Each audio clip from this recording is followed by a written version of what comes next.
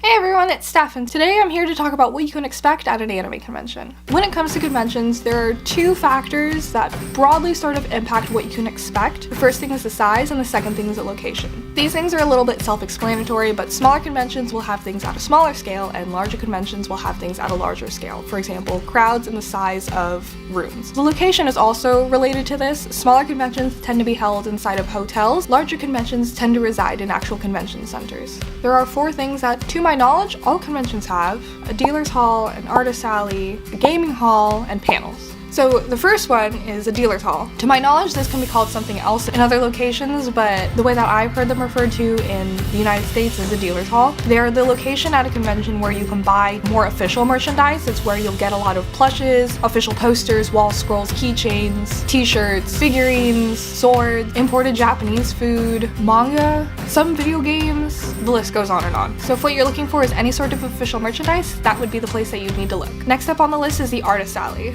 The artist alley consists of artists that apply for a booth spot at the convention in order to sell their work. So this spot is really cool if you have a particular artist that you want to support, or if you want to get any sort of fan-made artwork, keychains, bookmarks, lanyards, plushies, etc. Everything in the artist alley is going to be made by the person who ran it, hopefully. So a lot of the time you get a lot of really cool artwork that isn't actually official artwork.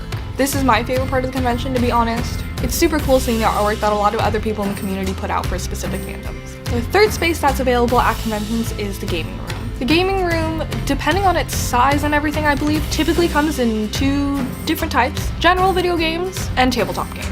So general video games are going to be a lot of the time fighting games. Sometimes if they're big enough, they'll have dancing machines. A lot of multiplayer games and stuff like that can typically be found there. As for tabletop games, I believe that's where you'll find things like Magic, Yu-Gi-Oh, Pokemon, etc. I don't believe all conventions will have both video games and tabletop games, but I could be wrong. But in general, most conventions will offer a space for both those things. They can be a really fun way to spend some time with your friends or meet some other fans of a video game that you like playing. This one's something that's definitely impacted by the size of a convention.